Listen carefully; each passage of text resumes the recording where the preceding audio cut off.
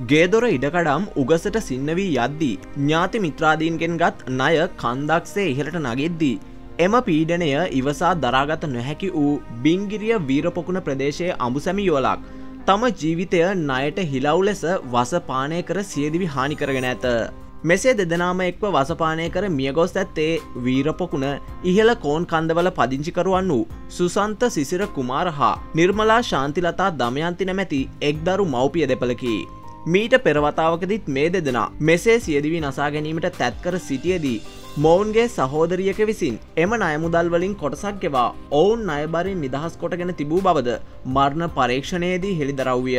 මේ පිළිබඳ වැඩිදුර පරීක්ෂණ කටයුතු බිංගිරිය පොලිසියේ අපරාධ විමර්ශන අංශයේ ස්ථානාධිපති උප පොලිස් පරීක්ෂක චතුරංග මහතා ඇතුළු නිලධාරීන් පිරිසක් විසින් සිදු කරනු ලබයි.